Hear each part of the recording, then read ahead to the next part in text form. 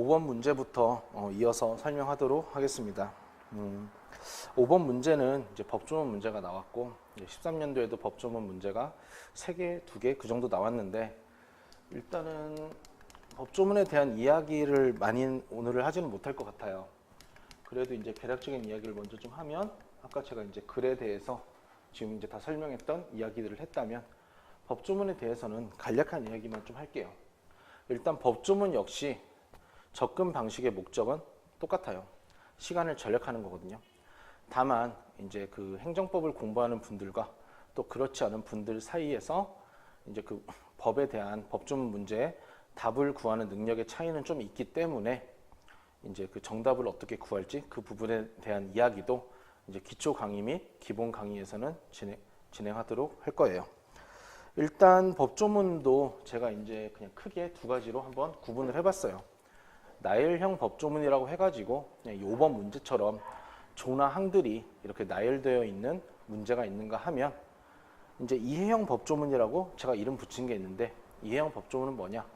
뭐 오늘 8번 문제도 그렇고 또 17번 문제도 그렇고 선지가 1, 2, 3, 4, 5가 다 숫자로 되어 있는 문제가 있거든요. 그런 경우에는 형식이 법조문이라 하더라도 그런 부분들은 구조를 잡아서는 접근할 수가 없다 보니까 좀 구분을 해서 이렇게 나열형 법조문과 이해형 법조문으로 설명을 지금 구분을 했어요. 나열형 법조문은 아까 말씀드린 것처럼 글과 거의 비슷하게 들어간다고 보시면 돼요. 물론 기술적인 부분들이 몇 가지 있긴 하지만 기본적으로는 구조를 잡고 그 대신에 법글에서는 우리가 문단 단위로 구조 파악을 했다면 법조문은 항 단위로 구조 파악을 하자고 이야기할 거예요. 항은 이제 흔히 법조문에 보이는 동그라미 1, 동그라미 2, 동그라미 3 그런 걸 이야기하는 거죠. 그리고 뒷부분도 비슷해요. 차별을 하는 거고 여기 역시 키워드를 잡는 게 아니라 계속적으로 처음 나온 단어들을 잡을 거예요. 물론 뒤쪽으로 가서 법조문에 대해서 설명하기 시작하면 효과보다는 요건을 잡자는 이야기도 할 것이고 또는 및 그리고 이런 단어들이 나올 때는 그 앞뒤 단어들을 꼭 잡아야 된다는 이야기도 할 것이고 또 30몇 번 5번에서 간단하게 설명을 하지만 다음 갖고 다만 다음 갖고 이런 이야기가 나올 때에도 어떻게 이제 이 부분들을 처리를 할지 또 마지막으로 이제 법조문에서 그 안 읽어도 되는 부분들이 또 존재하거든요. 그런 부분들을 이야기하겠지만 일단 오늘 그 23년도 분석에 있어서 핵심은 아니기 때문에 5번 문제는 간략하게만 이야기하고 그에 앞서 지금 제가 이제 이 조금 있다가 퀴즈에 대한 설명을 하긴 할 건데 그 전에 이 2번 문제 아까 말했던 이해형 법조문 오늘 문제 뭐 8번 송달료 문제나 17번에 2천만 원 빌려줘서 이렇게 800만 원 공제해서 하는 문제들은 선지 1부터 5까지 숫자로 되어 있는 문제들은 일단 퀴즈로 인식한다는 것 정도까지만 설명을 드리고 5번 문제를 이야기하도록 할게요. 5번을 보시면 이제 법조문 역시 제가 글의 구조를 잡자고 했고 그렇다면 뭐가 있는지 보면서 내려오는 거거든요. 근데 아까 또 말씀드렸던 것 중에 하나가 뭐냐? 우리가 콤마 나열에 대한 범주화 측면에서 여기 역시 콤마 나열된 거는 저는 안 건들고 내려갈 거예요. 그렇다면 이 부분은 뭐 여행업, 관광숙박업, 관광객 이용시설업, 국제 이런 것들은 넘어가고 또 특별자치도지사, 시장군수구청장 이런 것도 나열된 거니까 저라면 오히려 뭐 어떤 경영이나 등록 이런 걸 체크하면서 내려올 거예요. 대신에 이항 같은 건 짧게 있으니까 뭐 카지노업 그리고 뭐 문화체육부 장관을 할 수도 있고 허가 꼭 이 세 단어를 꼭 칠하는 건 아니에요. 글과 마찬가지로 여기 역시 정답이 있는 건 아니니까 이 중에 한두 단어만 잡아도 충분하고 그런 측면에서는 뭐 유언시설업 그리고 여기도 뭐 허가 사실 허가도 겹치지만 적어도 콤마는 넘어가자는 거죠. 물론 뭐 대통령령을 체크할 수도 있지만 그럼 여기도 마찬가지로 처음 나온 단어 신고 이런 걸 잡을 수 있거든요. 제가 아까 간략하게 말로만 언급했지만 저는 이 법조문에 대한 구조 잡는 과정에서 효과보다는 요건을 위주로 잡고 또 그 부분을 설명을 하고 연습을 시킬 거예요. 근데 이 경우에는 이제 앞쪽에 다 나열되어 있고 잡을 게 없다 보니까 이렇게 등록, 허가, 신고, 수로 위주로 잡았는데 물론 수로 위주로 잡는다고 법조문에 문제가 생기는 건 아니지만 뒤쪽 가서 연결을 하면 이 5번의 케이스는 조금 특이한 케이스라고 생각을 하셔도 되고 몇 가지만 좀 더 이야기를 하면 이제 제가 법조문에서 친구, 그 다음에 적 이 2가지 이야기를 할 거예요.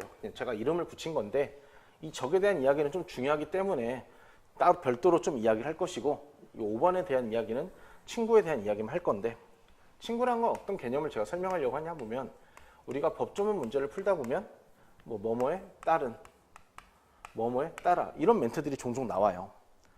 그렇다면 예를 들어서 뭐 사망에 따른 또는 뭐 사항에 따른 이런 말들이 나오는데, 그렇다면 우리가 이런 부분들을 놓치면 또 올라가서 정답률에 문제가 생기기 때문에 구조를 잡는 과정에서 뭐뭐에 따른, 뭐뭐에 따라 이런 말이 나오면 같이 체크를 해주자고 이야기를 하고 싶고, 제일 대표적으로 여기 사항에, 사망에 따른 이런 말이 있으면 이런 걸 좀 묶어주면서 내려오자는 이야기를 하고 계속적으로 연습을 할 거예요.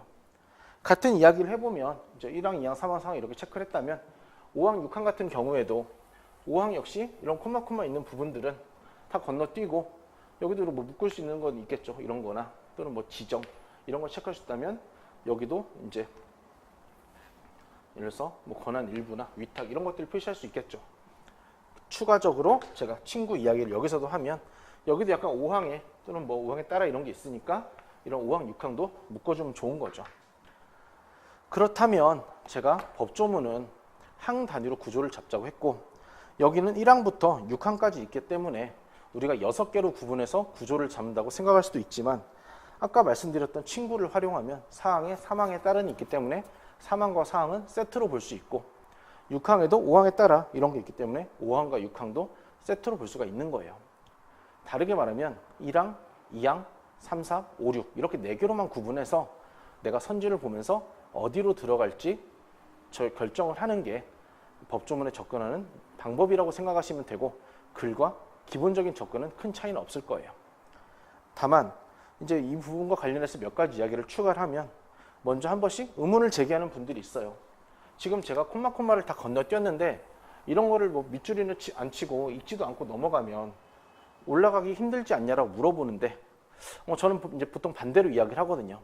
우리가 한 번만 있는 과정에서 두 번, 세 번 있는 게 아니라면 이런 콤마 나열된 거를 일일이 밑줄 쳐봤자 단어들이 다 비슷비슷한데 그거를 암기해서 들어갈 수는 없으니까 어차피 충분히 찾아갈 수 있거든요. 그러니까 시간을 줄이는 측면에서는 일단 나열된 것들은 다 점프하고 묶어버리면서 내려오자라는 이야기를 먼저 하고 싶고, 두 번째로 하고 싶은 이야기는 이 시행령에 대한 거예요. 사실 이 필셈 문제에서 시행령, 대통령령이 나오는 경우는 흔치 않아요. 근데 이 시행령의 경우도 1항, 2항, 3항을 보시면 다 뭐뭐란 개념이거든요. 그러니까 이런 시행령 경우에는 13년에 여기 나오고 14년에도 한번 나오는데, 이런 부분들을 다 암기하려고 하시기보다는 연결만 시키면 의미가 있다고 보여요. 무슨 말이냐? 이제 제가 이거는 이제 필기를 통해서 보셔야 되는데, 필기도 아마 그 강의랑 같이 업로드가 될 거예요. 그런데 이 시행령의 1항을 이제 여기 대통령령, 그쪽 여기서 이제 1항의 3항이라고 했으니까 1항을 이 3항이랑 연결을 시켜주고, 여기에서도 4항이라고 했으니까 이 4항도 여기랑 펜으로 연결을 시켜주고, 여기도 6항이라고 했으니까 이렇게 연결을 시켜줘서 시행령을 먼저 보시기보다는 법의 3항이 문제가 되면 꼭 시행령 1항을 같이 보고, 법의 4항이 문제가 되면 시행령 2항을 같이 보고, 법의 6항이 문제가 되면 시행령 3항을 같이 보는 식으로 접근을 해야 된다는 이야기를 하고 싶은 거죠. 제일 대표적으로 사실 5번 문제는 선지 3번이 헷갈리니까 그 부분만 잠깐 언급을 해보면, 3번에선 한옥 체험업을 이야기를 한 거죠. 한옥 체험업을 보면 일단은 올라가서 5항에 한옥 체험업이 있어요. 그렇지만 우리는 6항에 5항에 따라 이런 게 있기 때문에 5항만 봐서 이걸 판단해서는 안 되고 6항을 함께 봐줘야 된다는 게 첫 번째. 이게 아까 말씀드렸던 친구랑 연결되는 거고, 또 6항만 봐서는 안 되는 거죠. 왜? 시행령 3항이 묶여 있으니까 그거를 내려올 때 표시를 안 하면 정신없는 상황에서는 놓쳐버리거든요. 연결을 못해서. 그래서 필기에서 보시는 바와 같이 이 부분을 연결을 해야 된다는 이야기를 하는 거고, 3번이 틀린 이유는 간단해요. 물론 이제 알고 보면 간단한데, 시행령 3항을 보시면 여기에 있는 애들이 법 6항에 나와 있는 위탁 대상이 되는 거거든요. 그런데 시행령 3항에는 관광식당업, 관광사진업, 여객자동차, 터미널 시설업밖에 없기 때문에 한옥 체험업은 위탁의 대상이 안 되고, 따라서 위탁한 자로부터 지정을 받아야 된다. 이 말 자체가 틀렸다고 볼 수가 있는 거죠. 이런 식으로 법조문은 올라가서는 똑같이 글과 마찬가지로 정확히 보셔야 되고, 흔치 않은 케이스지만 이렇게 연결을 하는 경우도 많이 있다고 이야기할 수가 있어요. 좀 더 추가적인 이야기를 하면 여기 5번 같은 경우도 답이 선지 5번이기 때문에 우리가 일관성을 갖고 순서대로 봤다고 가정을 하면 최대 4개를 보고 그러다 보면 5번도 2분이 넘어갈 거예요. 만약에 내가 선지 5번까지 본다면 문제 5번을 해결하는 시간이 3분이 넘어갈 수도 있기 때문에 우리는 시간을 줄이기 위해서 선지는 최대 4개, 1, 2, 3, 4까지만 보자라고 이야기를 할 수 있고, 그리고 뭐 추가적인 법조문 부분들은 지속적으로 하나하나 나올 때마다 정리하고, 또한 기초 강의에서 아마 기초 강의에서는 유형별로 접근을 할 거기 때문에 그 부분에서 이제 법조문에 대한 추가적인 설명을 하도록 하겠습니다. 5번은 그래서 이제 시간적 상쇄가 필요한 문제고, 6번도 한번 볼게요. 6번도 보시면 이제 1문단 아까 제가 좀 얼추 말씀드렸죠. 사회통합 프로그램이랑 적어도 첫 번째 문장은 우리가 점프를 할 수 있는데 혹시 모르니까 뭐에 대한 개념인지 문장을 점프하되 사회통합 프로그램에 동그라미 또는 밑줄을 치자고 이야기를 했고, 두 번째 문장 역시 프로그램의 참여 대상, 뭐 참여 대상 같은 거 체크할 수 있겠죠. 결혼 이민자, 일반 이민자 이런 것도 뭐 표시할 수 있고 정답은 없으니까. 다만 아까 말했던 동포, 외국인 근로자, 유학생, 난민 처음에 글을 구조를 잡을 때는 이런 부분들은 과감하게 제끼셔도 되고, 다만 그냥 제끼기만 하기보다는 나열에 대한 범주화라는 측면에서 일반 이민자 이런 단어들을 좀 체크해주면 좋지 않을까라고 말씀을 드렸었죠. 그럼 이 문단을 한번 볼까요? 어떻게 보면 이 글 역시 전체를 꿰뚫고 있는 단어는 사회통합 프로그램이에요. 그렇지만 우리는 처음 보는 단어를 통해 차별화를 하는 게 목적이기 때문에 이 문단에 있는 사회통합 프로그램을 체크하는 것은 저는 별로 의미가 없다고 보거든요.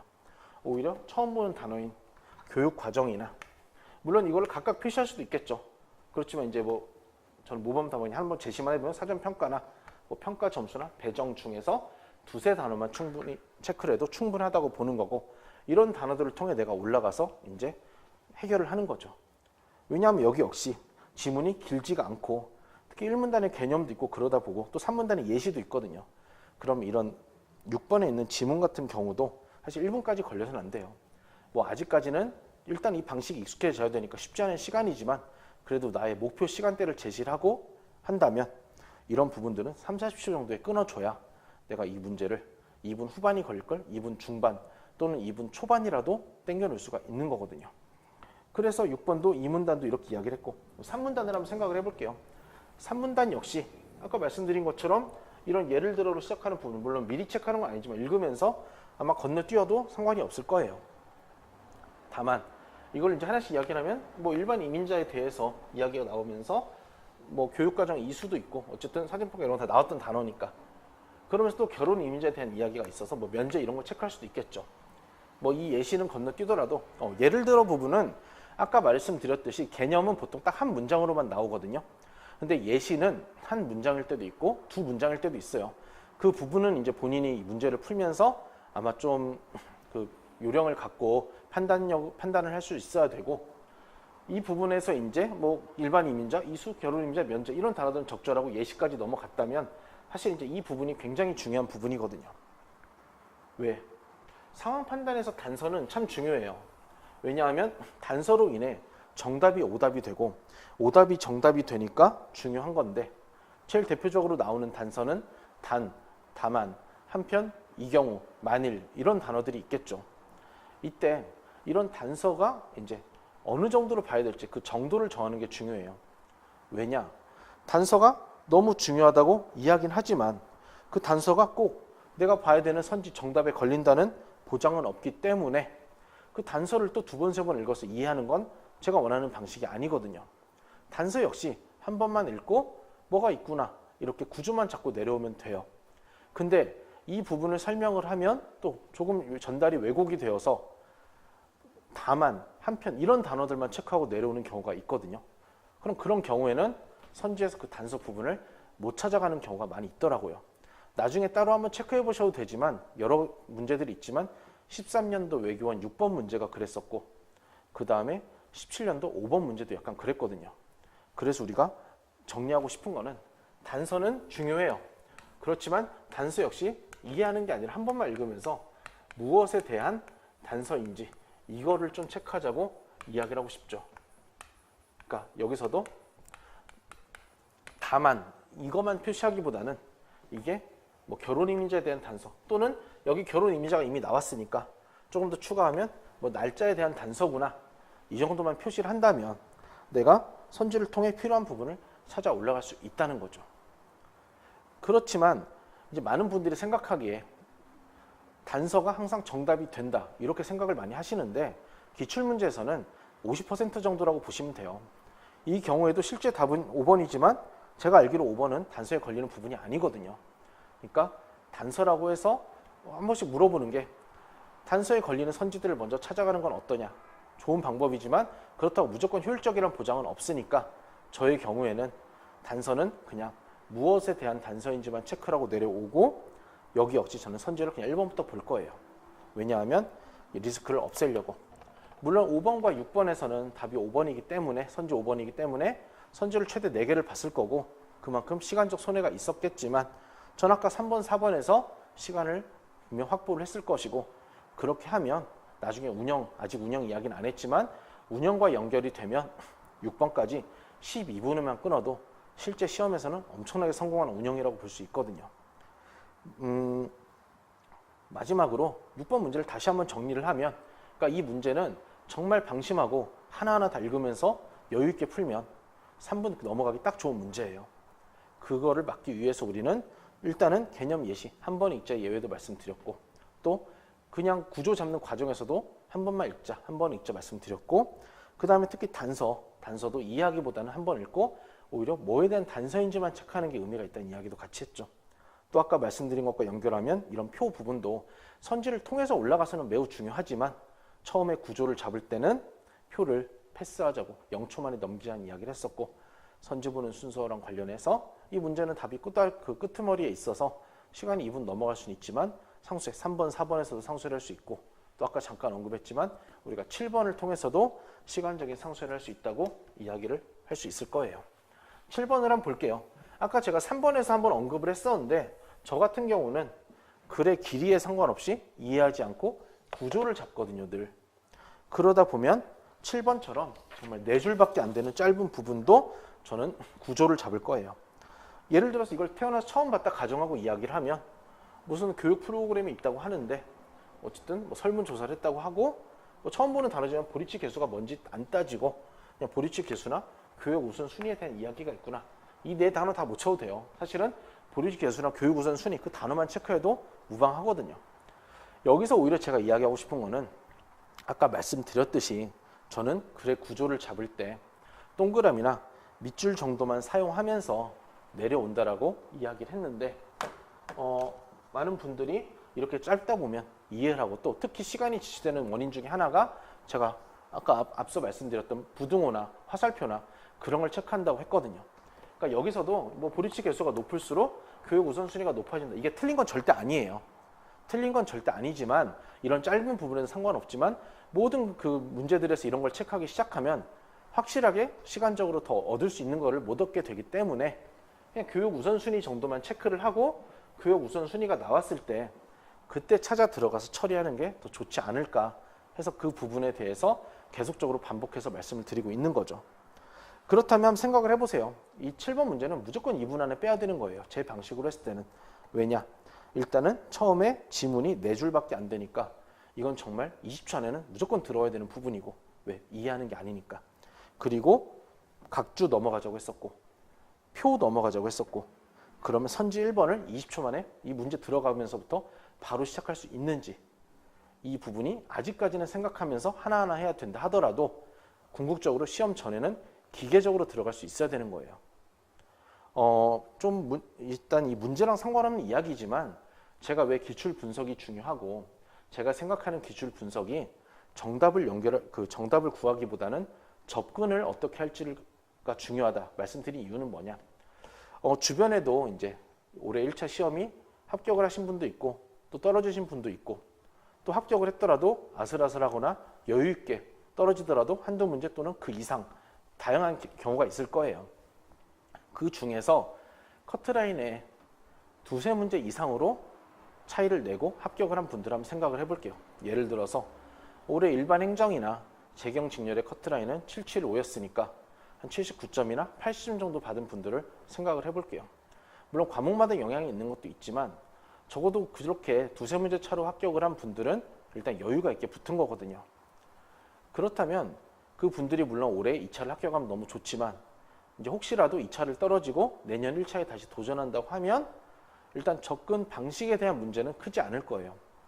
왜냐하면 18년도 시험을 준비하면서 적용했던 방식들이 시험에 먹혔기 때문에 19년도 그러한 방식으로 적용을 하면 일단 점수가 어느 정도 나올 거다. 그러니까 기존에 준비됐던 접근 방식을 반복만 함으로써 충분히 점수를 또 올릴 수가 있거든요. 그런 분들이 보통 주변에 있는 12월부터 1월부터 두세 달 짧게 공부하는 분들일 거예요. 그럼 반대로 생각을 해볼게요. 물론 커트라인에 한두 개로 넘겼거나 아슬아슬하거나 또는 한참 차이 나서 뭐 불합격을 경험하신 분들의 경우에는 특히 합격선보다 한 3문제, 4문제, 5문제 이상 벌어진 분들은 적어도 제 생각에는 물론 실수한 것도 있지만 실수는 몇 점을 받았든 누구나 하거든요. 제 생각에는 기존의 방식이 어쨌든 실제 시험에서 잘 먹힌 건 아니라고 보거든요. 그렇다면 우리는 두 가지를 준비해야 될 거예요. 문제를 접근하는 방식을 바꾸는 게 맞을 것이고 또 그 방식을 바꾸는 거에서 그치지 않고 그 방식을 익숙해져야 될 거예요. 방식에. 그렇다면 결과론적으로 이야기하면 아까 여유 있게 붙었던 분들처럼 우리는 1월, 2월에 그 방식을 바꿀 수는 없어요. 물론 정말 급하면 그렇게 해야겠지만 그래도 체계적으로 시험을 준비를 한다면 11월, 12월 이전에는 내가 적어도 각각의 과목을, 언어, 자료, 상황을 어떻게 들어가고 어떻게 접근할 건지 세팅을 미리 해놔야 되고 추가적으로 그러기 위해서는 이제 여러 가지 루트가 있겠죠. 뭐 주변 지인한테 도움을 얻을 수도 있고 이제 뭐 이렇게 학원 수업을 들을 수도 있는데 적어도 내가 11월, 12월 이전까지는 문제를 어떻게 들어가야겠다. 유형별 접근도 그렇고 운영도 그렇고 그런 부분들을 체계화시키는 게 중요하거든요. 그 측면에서 저는 이제 오늘 수업도 그렇고 뭐 그 이후에 있을 5월의 기초 강의, 7월의 기본 강의, 뭐 10월의 심화 강의 그런 부분들 역시 우리가 접근법을 정리한다는 느낌으로 해서 지금 계속 답을 구하지 않고 일단 오늘은 접근법을 설명하고 있고 이 부분들이 왜 계속 이렇게 떠들어도 되냐 계속 매년 반복되어 왔거든요. 그래서 이야기하는 것도 있어요. 그러니까 여기서 그렇구나 그거를 받아들여서 내년 시험장에 이런 비슷한 문제가 나왔을 때 그대로 각주랑 표를 0초 만에 넘길 수 있을 때 그렇지 못한 분들에 비해서 우리는 시간적 경쟁력을 10초에서 20초 정도는 가질 수가 있는 거거든요. 네, 그래서 좀 문제랑 상관없이 잠깐 왜 기출 분석을 하고 특히 커트라인에 좀 차이가 나는 분들 뭐 전체 커트라인으로 생각할 수도 있고 상황 판단 자체만 따질 수도 있겠죠. 뭐 조금 더 제가 이제 알아보긴 해야 되겠지만 올해 시험 기준으로는 상황 판단은 77.5, 80점 그 정도만 받으면 적어도 상황 판단 때문에 떨어졌다는 이야기는 할 수 없거든요. 물론 그 이상의 점수를 목표로 하는 분들도 뭐 좋고 특히 60점대 나온 분들은 아마 방식을 바꾸긴 해야 될 거예요. 특히 그분들이 70점 초반이나 60점 중후반 나온 분들이 이제 그 방식의 변화에 대해서 많이 고민을 해볼 필요가 있다고 봅니다. 일단 7번은 그래서 아까 일단 지문들을 우리가 20초 만에 내려올 수 있어야 된다는 이야기가 첫 번째였다면 선지를 통해서 이제 그때 이제 선지 1번을 보고 교육 우선순위가 가장 높은 것은 그럼 그때 이제 내가 여기 교육 우선순위가 기억나니까 뭐 보리치 개수가 높은 걸 찾아야겠다 뭐 이렇게 표시하면서 하셔도 되고 또 여기에 취업 지원 프로그램이라고 했으니까 얼른 취업 지원 프로그램을 찾아서 이렇게 찾아서 이제 그렇죠. 그렇게 해서 이제 뭐 2.00이 맞구나. 다 선지 1번이 맞다. 이렇게 찾고 또 선지 2번 같은 경우도 평균적으로 가장 높은 역량 수준. 나는 각주를 안 읽고 내려왔기 때문에 이게 뭔지 몰라요. 그렇지만 내가 모르는 건 무조건 각주에 있거든요. 그러니까 각주로 찾아 들어가서 평균적으로 가장 높은 역량 수준은 RCL 바라고 나와 있으니까 그렇죠? 여기 이제 RCL 반대죠. 표시를 못했는데 RCL 바라고 나와 있으니까 그렇게 들어가서 이제 여기 RCL 바를 통해서 이제 이렇게 찾아가지고 2번도 맞다. 이런 식으로 찾아 들어가면 되는 거예요. 뭐 제가 나눠드린 필기 자료에는 좀 더 이제 복잡하다기보다는 실제 시험에서 제가 어느 정도 표시를 하는지 설명이 돼 있을 텐데 그런 식으로 표시를 하면서 내가 이제 왜 이건 자료 해석이랑도 연결된 부분이긴 한데요. 눈으로 보는 것도 좋은 방법이지만 정신없을 때는 눈으로 보다가 윗줄, 아랫줄, 옆줄 보다가 다 날아가거든요. 그래서 저는 좀 표시를 하자고 이야기를 할 거고 본 수업 때 말씀드리긴 하지만 저는 그래서 실제 시험에서 샤프로 풀지 않고 볼펜으로 풀어요. 그것도 이제 색깔에는 볼펜으로 푸는데 그 부분에 대한 이야기는 뭐 오늘 많이 하진 않을 거라서 일단은 7번 같은 문제를 이런 방식으로 접근을 할 때 특히 이 문제는 제가 알기론 답이 3번이거든요. 그러면 답이 3번이 체크가 됐을 때 여기서 끊을 수 있어야 돼요. 지문을 빨리 못 내렸다 하더라도 공통적으로 나타나는 현상은 뭐냐? 보통 1번, 2번, 3번 보는데 2분이 안 걸릴 거예요. 그러면 연습 때는 잘 넘어가는 분들도 실제 시험에서는 약간 이제 불안불안하거든요. 그러면 4번, 5번을 보고 싶은 마음이 엄청 강하게 드는데 그걸 이겨내고 3번을 찍고 다음 문제 8번으로 넘어갈 수 있는 게 우리한테 필요한 요소라는 거죠. 물론 이 부분은 연습을 해야 돼요. 어떤 연습이 필요하냐? 실제 시험에서는 누구나 불안하고 저도 마찬가지로 불안하기 때문에 우리가 연습을 통해서 답이 나온 순간 잘랐을 때 내가 고른 답이 정답으로 지속적으로 연결되는 것을 연습을 통해 확인을 해야 돼요. 그래서 그 자신감으로 실제 시험에서 들어가가지고 이제 정답률을 유지한 상태로 시간을 줄일 수가 있는 건데 일단 그 정도만 이야기를 하고 8번을 한번 언급을 해볼게요. 이제 운영에 대한 이야기를 거의 안 하긴 하는데 그냥 간략하게만 이야기를 하면 사실 그 운영은 문제를 풀다가 마킹할 시간이 되는 그런 운영은 사실 좋은 운영은 아니라고 봐요. 일반적으로 많이 하는 거지만 저 같은 경우는 일단 1번부터 40번까지 넘길 문제를 넘기면서 일단 끝까지 가고 거기에서 이제 못 푼 문제들을 돌아와서 마무리하는 식으로 접근을 하거든요. 그런데 일괄적으로 내가 제대로 해결하지 못한 문제들을 별표를 치다 보면 내가 돌아와서 얘를 다시 봐도 되는지 다시 보면 안 되는지 그런 부분들이 조금 헷갈리더라고요. 그래서 추후 자세한 이야기를 하겠지만 저는 어떤 문제를 넘어갈 때 P와 R로 구분을 해서 넘어가거든요. 이유는 같아요. 그러니까 뭐 분석은 구분은 간단해요. P는 내가 돌아와서도 안 건들 문제고 R은 돌아와서도 건들 문제고 뭐 나중에 운영에 대한 이야기를 하면 그때 들으시겠지만 돌아와서 내가 아무리 많이 봐야 세네 문제거든요. 근데 손도 못 댄 문제를 보다가 그게 다 날아갈 수가 있기 때문에 시간이 다 소모될 수가 있기 때문에 이제 볼 문제들을 체크하자. 근데 내가 이 문제를 돌아와서 볼지 안 볼지를 판단할 수 있는 제일 정확한 타이밍은 첫 턴에 그거를 넘어가는 순간이라고 생각하기 때문에 이제 그때 저는 P랑 R을 쓰자는 이야기를 할 거예요. 그 부분에 대해서도 좀 피드백이 필요한데 일단은 그래서 간단히만 이야기를 하면 만약에 내가 문제 2번은 사실 어려웠으니까 그렇게 손도 못 댄 문제는 P를 쓰자고 할 것이고 뭐 만약에 8번도 내가 손도 못 댔다. 그럼 그때는 P를 쓸 것이고 그래도 뭐 어느 정도 어떻게 돌아가는지 알겠다. 그럼 그때는 이제 R을 쓸 수도 있겠죠. 그러니까 뭐 P, R을 동시에 쓰라는 게 아니라 P 또는 R을 쓸 수 있다. 이렇게 일단 언급은 할게요. 그리고 8번도 이제 기본적인 접근은 아까 1교시 때 말씀드렸죠. 뭐 송달이랑 개념 넘기고 이런 부분 역시 한 번 읽는다고 무슨 말인지 이해가 되는 건 아니니까 이렇게 넘기고 그리고 그러니까 뭐 한 번만 읽고 체크하면서 내려오고 이게 아마 지금 다 지워서 없는데 제가 나눠드린 필기 자료에는 다 이렇게 있으니까 그 부분을 제가 아마 칼라로 스캔해서 올릴 거니까 보시고 그 참고하시면 좋을 것 같고 이 부분 역시 제가 아까 내용상 표라고 했죠. 형식은 표가 아니지만 이거 자체로 꺼낼 수 있는 게 없다. 그러니까 2번 읽는 건 정말 별로고 한 번 읽어도 나쁘진 않지만 읽다가 의미 없다. 이런 걸 잡을 수 있다면 여기서도 시간적 경쟁력을 가질 수 있고 그리고 이제 이 부분을 한번 생각을 해볼게요. 지금 저는 이제 그 수업 들으시는 학생분들이 일단 23년도 문제를 다 풀어봤다는 가정하에 이야기하는 거니까 사실 이 문제에서도 정답을 구하는 데 있어서는 이렇게 한번 구분을 해볼 수가 있어요. 여기는 제가 이제 이렇게 편집을 하다 보니까 이렇게 되는데 실제로는 이게 이제 좀 줄이 바뀌어 있죠. 무슨 이야기냐? 정답 자체만 구하는 것만 따지면 이 윗부분은 크게 중요하지가 않아요. 여기를 통해서 우리가 정답을 구하는 거거든요. 그런데 그러면 이제 아까 3번 문제 제가 장애물 이야기한 거랑 연결을 하면 이 윗부분은 한 번만이라고 쓸 수 있겠죠. 왜? 안 읽고 이게 장애물인지 알 수는 없으니까 이 밑에 부분을 두세 번 이렇게 이야기할 수도 있겠죠. 사후적으로는 이렇게 이야기할 수 있어요. 한 번 읽고 버리고 중요한 부분을 2번, 3번 보자. 그럼 많이들 물어보는 게 뭐냐? 이 문제를 처음 봤을 때 어떤 부분이 중요하지 않고 어떤 부분이 중요한지 그걸 빨리빨리 판단할 수는 없냐라고 물어볼 수 있거든요. 제가 좀 생각을 해보고 분석을 해본 결과 추상적 이야기, 구체적 이야기를 구분해 볼 수 있을 것 같더라고요.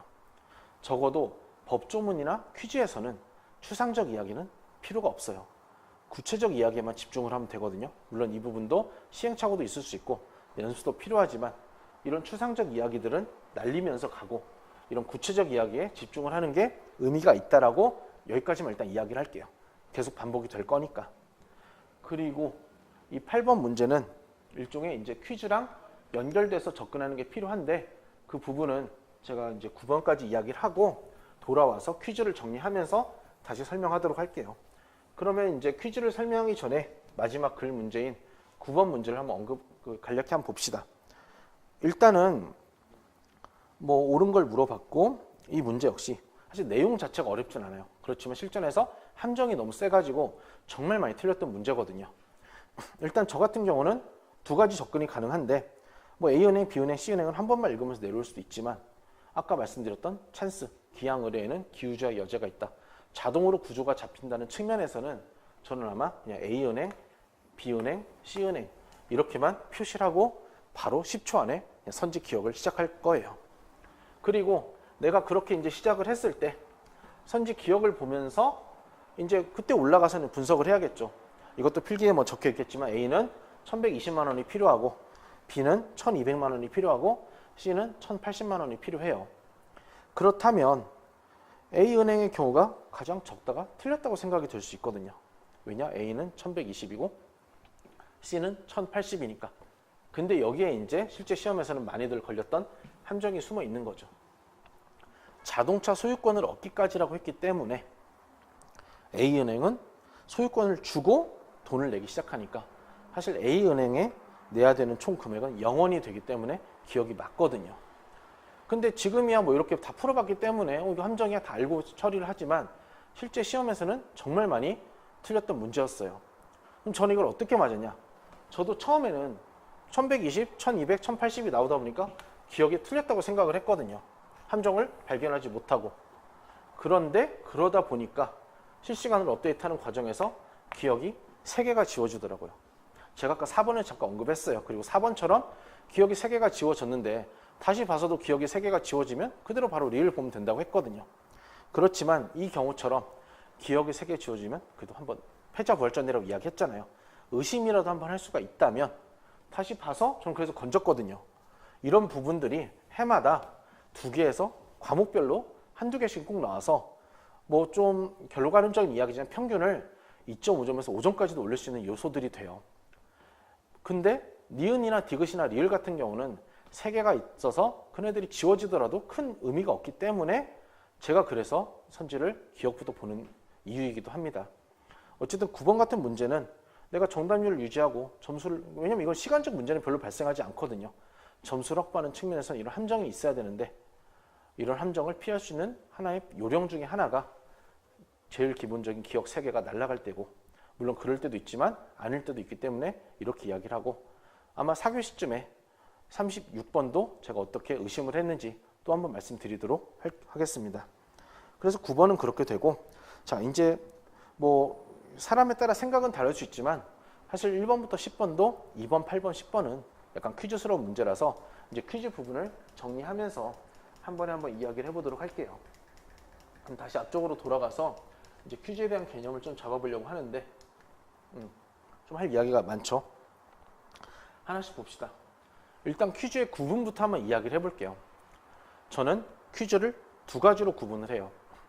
아이디어가 필요한 퀴즈와 아이디어가 필요하지 않은 퀴즈로 구분을 하거든요. 그럼 여기서 말하는 아이디어는 뭐냐? 어떤 번뜩이는 생각을 이야기하는 거예요. 그 번뜩이는 생각을 통해 못 풀 문제를 풀게 되거나 풀 수 있는 문제를 하더라도 훨씬 빨리 풀 수 있는 그런 생각, 그런 걸 보통 아이디어라고 이야기를 하죠. 뭐 스터디를 하거나 수업을 듣다 보면 이런 게 포인트가 있었네? 그렇게 이제 그런 걸 보통 아이디어라고 여기시면 충분한데, 이러한 아이디어는 실제 시험에서는 안 떠올라요.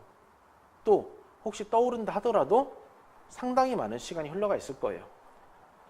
뭐 시험장에 가보신 경험이 있은 분들은 알겠지만 실제 시험에서는 내가 정말 잠깐 생각한 것 같아도 1분, 2분, 3분이 지나 있거든요.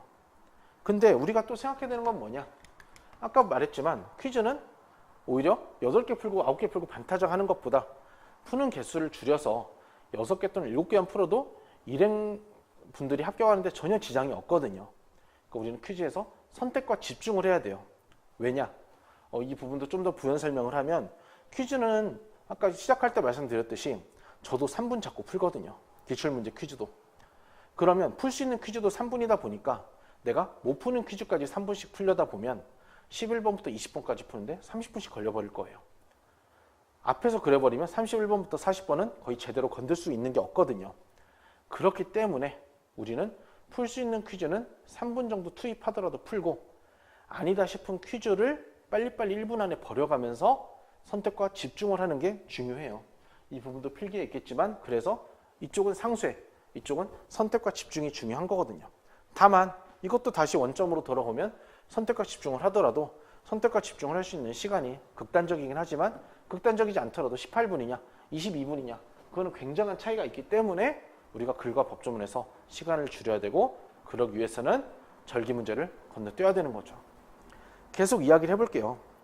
이것도 뒤쪽 가서 문제 되는 거지만 그럼 내가 모든 퀴즈를 건드리는 게 아니기 때문에 그 기준을 이제 설정하는 것도 중요해요. 간략하게만 언급하면 우리는 물론 이제 풀 수 있는 퀴즈만 푸는 게 아니에요. 우리는 첫 번째 시간 안에 풀 수 있는 퀴즈를 푸는 거거든요. 근데 그거랑 관련해서 아이디어가 필요한 퀴즈는 아이디어가 안 떠오르기 때문에 이쪽은 다 버리고 들어갈 거예요. 우리는 아이디어가 필요 없는 퀴즈에만 집중을 해도 돼요. 단순 노동만 하면 그러니까 똑같은 과정만 계속 반복해서 푸는 퀴즈거든요. 왜 가능하냐? 어차피 모든 퀴즈를 푸는 게 아닌데 아이디어가 필요한 퀴즈는 많아봤자 20%고 거의 대부분을 아이디어가 필요 없는 퀴즈가 차지하기 때문에 우리는 그 부분에 집중을 하겠습니다. 그리고 지금부터는 이제 아이디어가 필요 없는 퀴즈를 어떻게 접근할 건지 그에 대한 이야기를 할 건데 여기도 썼지만 제가 그동안 오랜 시간 시험을 보면서 제가 퀴즈를 접근한 전략은 늘 한 가지였어요. 늘 한 가지여도 가능했던 이유는 그 전략이 계속 먹히니까 그 전략을 일단 합치기라고 이름을 붙인 건데 합치기란 게 뭔지는 이제 지금부터 퀴즈랑 6문제 정도 풀면서 말씀을 드릴 거예요. 그런데 전략 못지않게 이 태도 어떻게 보면 저는 너무나 당연하게 하는 부분들인데 이 공부하시는 분들은 그렇지 않은 부분들이 아는 그 태도 방식들이 있더라고요. 그래서 그 부분들에 대해서도 하나하나 이야기를 해보려고 해요. 지금부터는 시간을 줄인다는 느낌보다는 이제 정답률을 확보하기 위해서거든요. 그러면 일단은 뭐 이런 게 있으니까 이제 보면서 문제를 한번 해결을 해볼게요. 뭐 순서대로 직접 손으로 실시간으로인데 일단은 그 접근 방식에서 순서대로를 먼저 한번 이야기해 볼게요. 문제 2번을 보면서 한번 해볼게요. 문제 2번에 이제 이런 동그라미들 조건이 나왔어요. 그럼 순서대로란 건 뭐냐? 단순히 일단 간단한 이야기부터 하면 그냥 조건을 순서대로 보자는 이야기부터 할 수 있죠. 왜냐하면 보통 이런 조건들이 뭐 3개, 적으면 3개, 많으면 한 7개, 8개까지 있을 때 많은 분들은 짧은 것부터 보고 순서를 랜덤으로 보는 경우도 많이 있거든요. 일단 저는 순서대로 보는데 단순히 우리가 순서대로 보기만 하는 게 아니에요. 우리는 조건을 순서대로 보면서 지우는 작업을 할 거예요. 왜냐하면 실제 시험에서는 조건이 막 5개부터 7개까지 있으면 어떤 조건을 봐야 될지 너무 헷갈려서 그러다가 이제 또 미스가 나거든요. 그래서 나는 순서대로 보면서 조건을 지우면서 갈 건데 어떤 걸 지우냐? 아까 말씀드렸듯이 첫 번째로 당연하고 상식적인 조건들을 지울 거예요. 왜냐하면 걔네들은 문제 푸는데 내가 의미가 없으니까 이미 사전에 알고 있는 거니까. 예를 들어서 계속적으로 나오지만 2월은 28일까지 있다. 그럼 이런 부분들을 마음속으로 지우지 말고 손으로 지우자는 이야기도 하고 싶어요. 그래야 내 눈에 명확하게 얘네들이 날아가니까. 물론 지금은 랜덤하게 본 게 아니라 순서대로 봤다 가정하고 이야기하는 거죠. 그리고 두 번째는 아까 제가 이제 이해된 조건도 지우자고 했어요. 이해된 조건은 13번만 보시더라도 13번의 제일 첫 번째 조건이 경기 참가자는 시작점에 있는 공을 막대기로 쳐서 구멍 안에 넣어야 된다. 사실 이 정도는 한 번 읽고 일반적으로는 뭔 말인지 뭐 구멍 안에 넣는 이야기는 이해가 되거든요. 좀 이따 다시 설명하지만 그런 이해된 조건들을 지워줄 수 있어야 되고 뭐 부수적인 이야기는 좀 이따 13번, 14번 가서 말씀드리도록 할게요. 세 번째는 뭐냐? 세 번째는 이제 합치기. 아까 제가 유일한 전략이 합치기라고 했는데 그 합치기랑 관련해서 합쳐진 조건도 이제 지울 수 있다고 이야기를 할게요. 자, 지금부터 말씀드리는 건 다 사후적 이야기라고 생각을 하셔도 돼요. 왜? 이 이번 문제는 엄청 어려운 문제고 실전에서는 풀기가 쉽지 않은 문제니까. 그래서 그냥 해석적으로만 이야기를 하면 절기 사이에는 15일의 간격이 있다고 했는데 여기서 이파망종 하지돼서 입추백로 한로는 16일이니까 사실 일반적인 것보다 플러스 1이라고 볼 수 있고 해석을 해보면 실전에서는 쉽지 않은 부분이에요. 그리고 대한거 대설은 14일이라고 하니까 마이너스 1이라고 볼 수 있겠죠. 그럼 보통은 이렇게 쭉 읽고 내려와서 해석을 했더라도 그냥 그렇구나 하고 마음속에 기억에만 담아두고 바로 선지를 풀면서 그때 다시 이 조건들을 보는데 이제 제가 원하는 건 뭐냐? 이 조건을 표에다가 집어넣어서 합치는 거예요. 그러니까 이 표는 다시 정리하면 굉장히 중요한 부분이에요. 근데 처음에 읽고 내려올 땐 의미가 없으니까 표 패스를 하자는 거고 이렇게 조건이나 상황이랑 묶일 때는 이제 적극적으로 활용을 해야 되는 거죠. 하나의 샘플이지만 이파망종 하지 돼서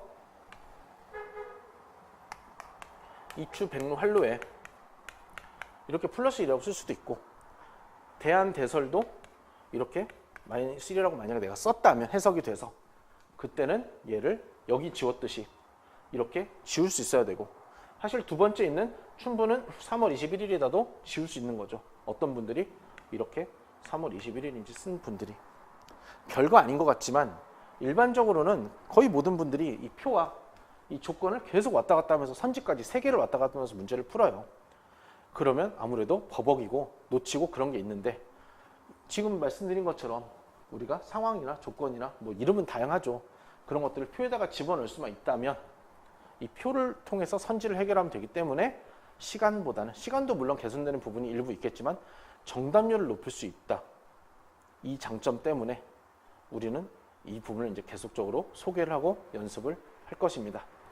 그래서 아까 말씀드린 것처럼 2번 자체 답을 어떻게 구하는지는 오늘 설명할 부분은 아니어서 이렇게 합치는 이야기를 했다면 8번도 한번 생각을 해볼게요. 왜냐? 아까 제가 법조문을 둘로 구분을 했었고 이해형 법조문이라고 해서 선지가 1번부터 5번까지 있는 것들을 이해형 법조문이라고 나름 이름을 붙였거든요. 그럼 거기서 앞에도 써있지만 이런 거를 퀴즈로 생각하자고 했었고 퀴즈에서 유일한 전략은 합치기니까 이거 역시 합치는 부분을 소개를 할 거예요. 그럼 여기도 보이지만 이렇게 상황이 있었고 물론 윗부분은 추상적 이야기, 밑에 부분은 구체적 이야기여서 우리는 구체적 이야기에 집중을 할 것이고 그리고 단순히 이것만 보는 게 아니라 여기도 표니까 내용상 표니까 표에다 집어넣을 거거든요. 그렇다면 쉽지 않죠. 왜냐하면 이 부분을 어떤 분들은 뭐 2 곱하기 뭐죠? 10 곱하기 아니 뭐 3200 이렇게 쓰고 2 곱하기 뭐 12 곱하기 뭐 3200 이렇게 깔끔하게 식으로 꺼내는 분들도 있지만 제 생각에는 이 문제를 처음 풀고 처음 해결한다면 이렇게 깔끔하게 정리하는 건 쉽지가 않아요. 그렇기 때문에 실전에서는 이제 저는 실전을 기준으로 이야기를 하고 싶은 건데 어떻게 접근하는 거 원하냐? 이제 원래는 같은 페이지에 있으니까 왔다 갔다 하면서 봐야 되는데 이 표를 기준으로 이야기를 할게요. 만약에 첫 번째 문장을 이제 그 중간부터 읽어서 갑은 자신을 원고로, 을은 피고로. 그럼 그렇구나 하지 말고 손을 움직여가지고 여기다가 갑을 쓰고 을을 쓰고 이거부터 저는 시작하기 연습을 시키고 싶거든요. 그리고 또 계속 보면 병원 치료비와 위자료를 합계 금 2천만 원이라고 하니까 그때 올라가서 2천만 원은 2천만 원 이하에 해당되니까 적어도 저라면 여기는 동그라미 치고 여기는 X를 칠 거예요. 왜? 마음속으로 하는 것보다는 손으로 하는 게 훨씬 정답을 구하기가 용이하니까요. 그리고 이어서 항소는 제기하였지만 어쨌든 상고라는 이야기는 없으니까 그런 측면에서는 이제 여기 있는 그렇죠. 항소는 동그라미 치더라도 상고는 지울 수가 있을 것이고 조금 더 이야기하면 소액 사건이고 소액 사건 아닌 건 아니니까 여기랑 여기랑 이렇게 체크할 수는 있다는 거죠. 조금 더 이야기를 해볼 수는 있어요. 지금 당사자는 원고가 갑이고 을이 피고라는 걸 체크를 했기 때문에 우리는 당사자가 2명이란 걸 알 수가 있고 그런 측면에서는 여기다가 그렇구나 하기보다는 이런 식으로 이도 쓸 수 있는 거죠. 그러니까 아직까지는 어떻게 보면 원래 이렇게 푸신 분들도 있겠지만 일반적으로는 좀 생소한 방법일 거예요. 그렇지만 실전에서 우리가 활용할 수 있는 방법이고 그리고 궁극적으로는 초반에야 이런 거를 하나하나 생각하면서 천천히 하겠지만 나중에는 기계적으로 이게 반응을 해야 돼서 제가 뒷부분에서는 오히려 이런 반응을 통해서 시간을 어디까지 줄여야 될지 그런 부분에 대한 기준도 제시하게 될 겁니다. 그래서 이 문제 역시 일반적으로 이것 때문에 제 생각엔 떨어진 일은 잘 없었을 거예요. 나름 어려운 문제였고 물론 푼분들은 뭐 80점 넘기거나 고득점 받았겠지만 왜냐하면 13년도에는 제가 판단하기로는 일반 행정을 기준으로 이야기했을 때 75점을 받아도 합격하는데 전혀 문제가 없었거든요. 언어도 쉬웠고 그랬기 때문에 그래서 일단 이렇게 만약에 내가 정리를 했다면 이제 내가 완전히 이해는 못했다 하더라도 뭔가 여기 20회분이 나왔고 뭔가 여기 24회분이 나왔는데 왜 얘네들은 지워졌으니까 1회분당 3,200이라고 하니까 정확하게 이해하지 못하더라도 이런 계산이라도 해볼 수가 있을 거예요. 그러니까 이 문제만 갖고 이야기하기보다 이렇게 하나하나 합치는 방식이 지속적으로 일반적 퀴즈에 다 먹히기 때문에 저는 2번도 그랬고 8번도 그랬고 이어서 지금 14번, 13번, 12번 계속적으로 설명을 해볼 거예요. 그러면 좀 왔다 갔다 하지만 14번을 한번 볼게요.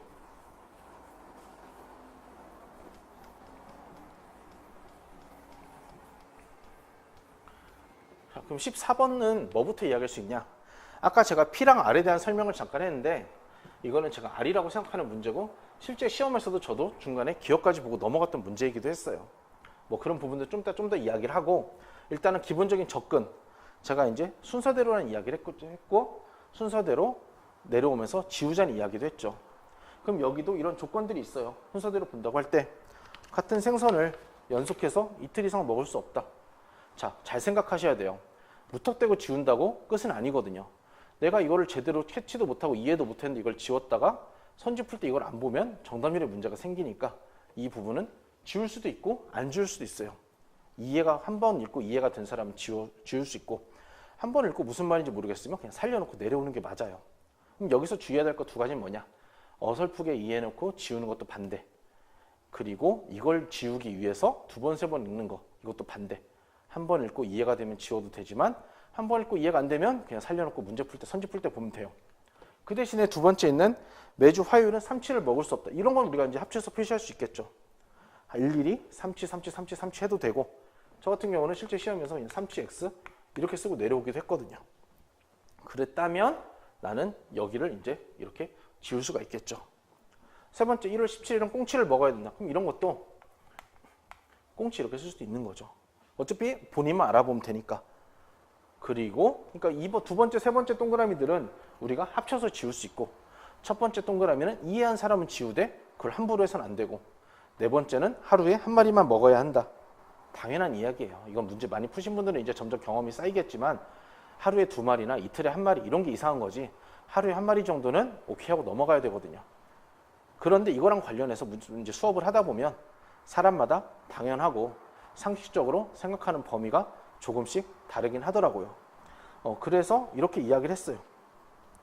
사실은 이제 이렇게 접근은 해요. 기본 세팅은 이렇게 내려오고 나중에는 물론 지금이 하나하나 생각하면서 내려오니까 뭐 이 네 개를 처리하는데 1분도 걸릴 수 있지만 나중에는 이 정도는 빨리빨리 합치면서 30초 안에 들어올 수 있을 거예요. 중요한 거는 이 문제를 제가 왜 R이라고 생각했냐? 사실 저는 이 13번 문제는 아이디어 문제라고 생각을 하거든요. 뭐 여기저기 돌아다니는 이제 해설들을 보면 여기서는 사실 구간을 끊어가지고 이 구간별로 접근하는 그런 모범 답안이 있어요. 그렇지만 실전에서는 이런 아이디어들은 떠올리기 거의 어렵고 그리고 아까 말씀드렸듯이 아이디어가 떠오른다 하더라도 꽤 많은 시간이 필요한다고 말씀을 드렸거든요. 그렇다면 저는 실제 시험에서 어떻게 접근했냐? 그냥 1번을 보고 꽁치를 물어보다 보니까 그냥 꽁치가 여기 있으니까 홀수가 되나? 이렇게 그냥 찍어서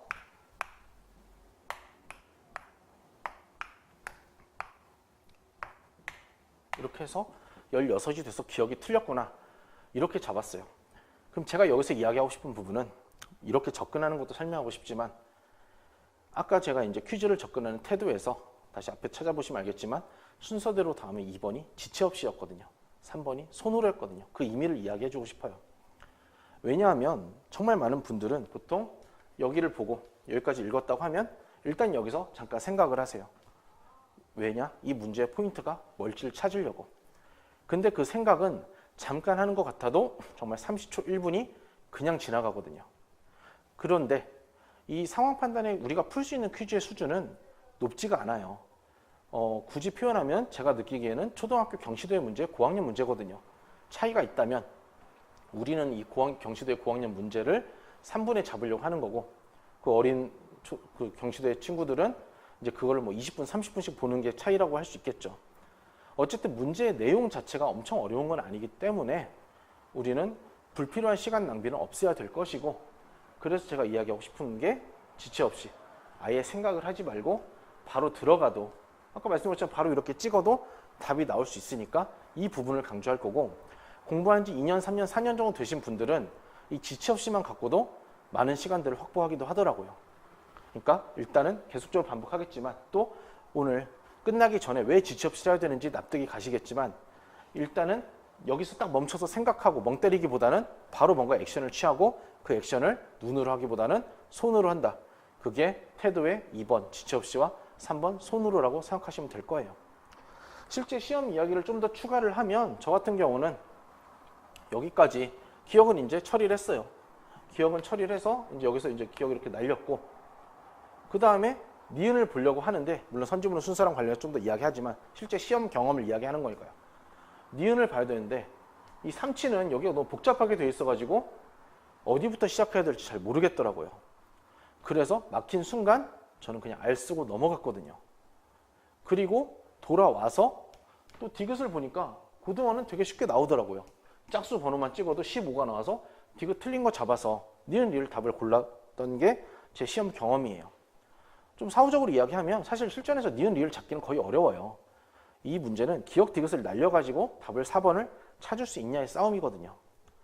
근데 문제는 뭐냐? 실제 시험에선 내가 기억이 디귿이 쉽고 니은 리을이 어렵다는 걸 절대 알 수가 없잖아요. 그러다 보니까 그냥 제 원래 선지부는 순서에 더해서 기억은 어찌됐든 해결이 됐어. 그리고 니은은 모르겠어. 그러니까 그냥 알 쓰고 넘어갔던 거죠. 왜냐? 내가 손도 못 댄 게 아니기 때문에 선지 하나 돌아와서 볼 여지가 있으니까 피 쓸만한 문제는 아니었고, 이런 식으로 계속 반복해서 P랑 R을 어떻게 구분하는지는 설명을 드릴 수 있거든요. 그러면 이걸 바탕으로 13번도 한번 이야기를 해봅시다.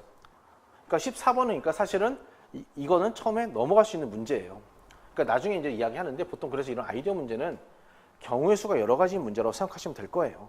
왜냐하면 이것도 생선을 배치하는 먹는 방법은 여러 가지가 있기 때문에 그 경우의 수, 제일 대표적으로 12년에 15번이었나요? 엘리베이터 왔다 갔다 하는 문제. 그건 내가 일일이 모든 경우를 다 찾을 수가 없어서 경우의 수가 여러 가지인 문제는 아이디어 문제라고 생각하시고, 보통은 첫 턴에 푸는 건 아니다. 뭐 또 비슷한 게 16년에 32번 문제. 뭐 로봇 달리기 시합하는 문제도 그랬고, 그런 문제들 많이 있어요.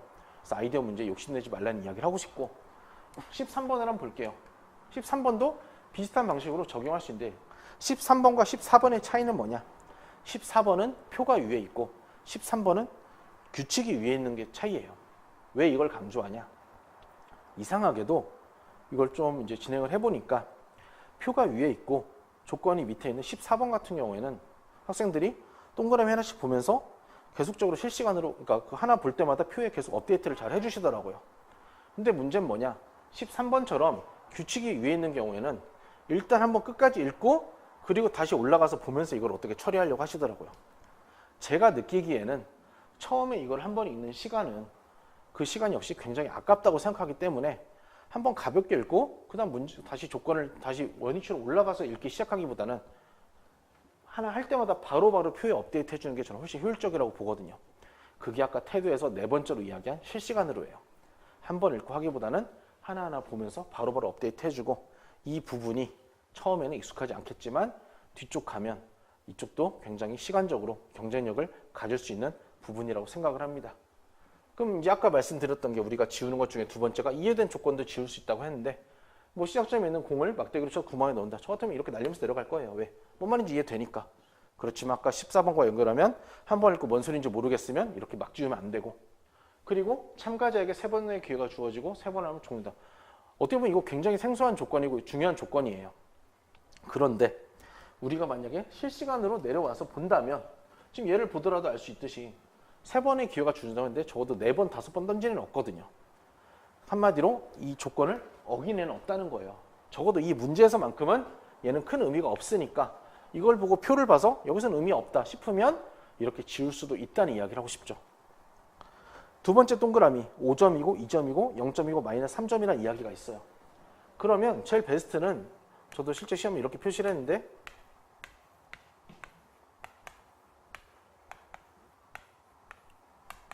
이렇게 표시하는 게 제일 베스트긴 해요. 또 내가 만약 이렇게 표시를 합쳐줬다면 이걸 지울 수도 있겠죠. 실시간으로. 그러니까 제일 이상적인 건 한 번 읽고 이해돼서 지우고 한 번 읽고 쓸모없어서 지우고 한 번 읽고 무슨 말인지 알아내서 이렇게 합쳐줘서 지우고. 그런데 이 두 번째 동그라미가 한 번 읽었다고 무조건 이해된다는 보장은 없거든요. 그럴 때는 이걸 합치기 위해서 또 지우기 위해서 두 번, 세 번 읽기보다는 일단은 그냥 살려놓고 내려오면 된다는 이야기를 하고 싶은 거죠. 그럼 결국 이거는 좀 이따 제가 뒤쪽 이제 점점 이야기하겠지만 해석에 걸린 이야기예요. 그러니까 우리가 아이디어랑 해석은 구분을 할 수 있어야 되거든요. 아이디어는 문제 밖에서 가지고 오는 포인트라면 해석은 주어져 있는데 그게 무슨 말인지를 못 알아내니까 처리가 안 되는 거거든요. 그래서 이 해석의 부분은 실력이랑 연결되는 부분이고 이거는 연습, 흔히 말하는 양치기를 통해서 우리가 커버해야 되는 부분이라고 생각하시면 될 것 같습니다.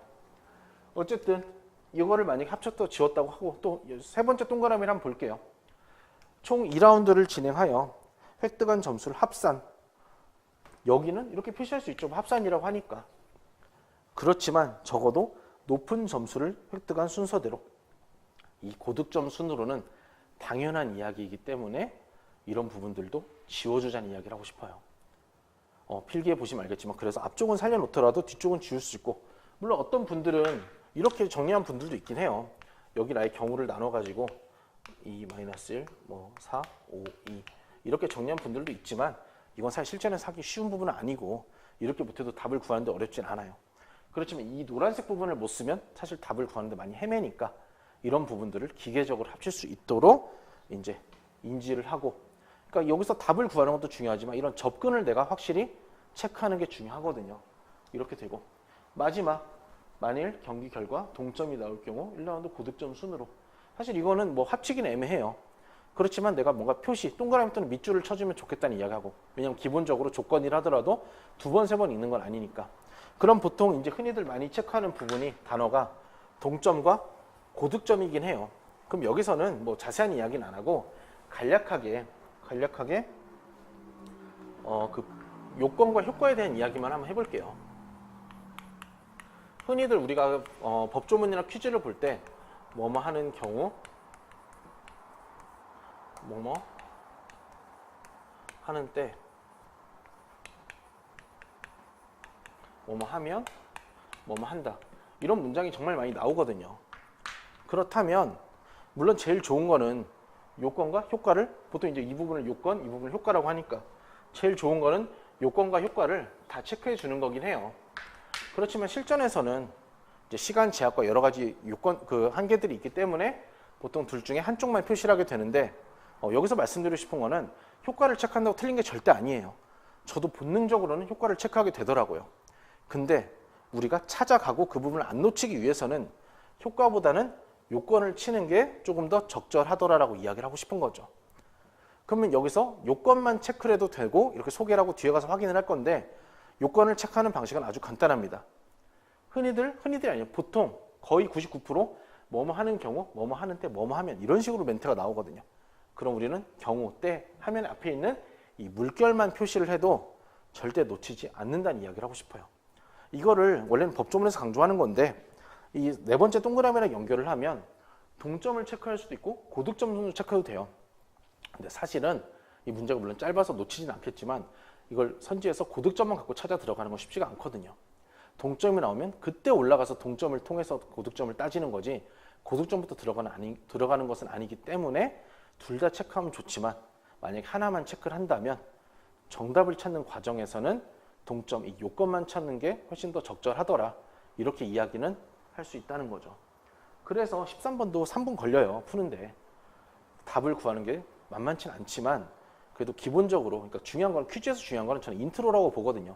어떤 퀴즈를 보고 생각하고 시작하는 게 아니라 기계적으로 생각할 수 있는 게 중요하다고 생각하고 그게 안 되는 부분들이 보통 아이디어가 필요하니까 그런 부분들은 1분 안에 제끼고 이렇게 풀 수 있는 문제들을 14번도 그렇고 13번도 물론 14번은 풀면서 좀 문제가 있지만 이렇게 접근하자는 그 기출 분석을 지금 하고 있습니다. 원래는 10번, 11번, 12번까지 하고 마무리를 하려고 2교시를 마무리하려고 했는데 시간이 또 1시간 정도 지나가지고 일단은 13번까지 일단 정리를 좀 하고 마지막으로 이제 제가 6권 강조하고 그러니까 지금 쉬기 전에 다시 한번 정리를 하면 퀴즈는 제가 시간보다는 이제 정답률이 의미가 있다고 했고 그 정답률을 유지하기 위한 전략은 합치기. 어쨌든 지금 이렇게 막 표시하고 합치는 거 계속 보여드리고 있으니까요. 궁극적으로는 우리가 그 부분들을 기계적으로 해야 되는 거고 다만 합치기는 금방 적용이 돼요. 근데 그 접근 방식에서 순서대로 보고 지체 없이 멍 안 때리고 눈으로 안 보고 손으로 보고 또 실시간으로 다 읽고 시작하는 게 아니라 하나 볼 때마다 계속 업데이트 해주고 그런 부분들이 몸에 익을 때 이제 뒤쪽 15년도, 16년도, 17년도, 18년도 기출로 가면 먹히는 걸 확인할 수 있을 거예요. 그래서 제가 오늘 13년도로 시작하는 것도 있고 그러니까 혹시라도 여기까지라도 문제를 안 풀고 들으셨다면 이제 나머지 진도는 2시간이면 다 나가거든요. 빨리빨리 나가니까 나머지 부분들의 문제를 풀어보시고 수업을 마저 들으시는 게 좋을 것 같아요. 그래서 일단 좀 쉬는 시간을 갖고 그리고 이어서 이제 10번, 11번, 12번 그 부분부터 해서 끝까지 설명을 해보도록 하겠습니다.